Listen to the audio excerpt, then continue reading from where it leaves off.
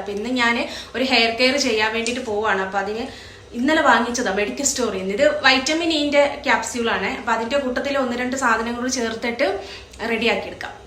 നല്ല ചൂടുണ്ട് കിച്ചണിൽ. ഫസ്റ്റ് തന്നെ നമ്മുടെ ഈ റോസ്മെരിന്റെ ലീവ്സും പിന്നെ ഫ്ലാക്സ് സീഡ്സ് 2 കൂടെ ഞാൻ കുറച്ച് വെള്ളം ഒഴിച്ചിട്ട് തിളപ്പിച്ചെടുക്കാൻ വേണ്ടി പോവാണേ. ഫ്ലാക്സ് സീഡ്സ് ഞാൻ ആദ്യം തന്നെ ഇട്ടിട്ടുണ്ട് കേട്ടോ. അതിനകത്തോട്ട് ഇപ്പൊ ഞാൻ റോസ്മെരിന്റെ ലീവ്സും കൂടെ ഇട്ട് കൊടുക്കുവാണേ. തിളപ്പിച്ചിട്ട് ഒന്ന് വറ്റിച്ചെടുക്കാൻ വേണ്ടി പോവാണേ.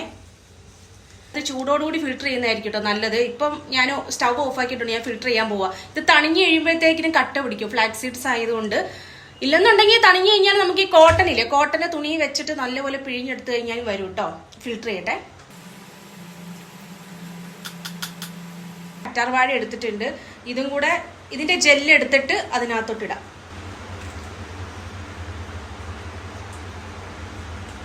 രണ്ട് വൈറ്റമിൻ ഇയുടെ ക്യാപ്സ്യൂളും കൂടെ ഇട്ട് കൊടുക്കുന്നുണ്ട്.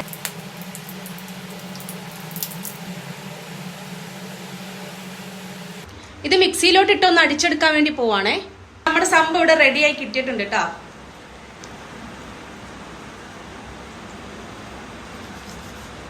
അപ്ലൈ ചെയ്ത് കഴിഞ്ഞിട്ട് സ്കാൽപ്പൊക്കെ ഒന്ന് നന്നായിട്ട് മസാജ് ചെയ്ത് കൊടുത്താൽ നല്ലതാട്ടോ. ഒന്നാമത്തെ ഒരു നല്ല സുഖം അത്.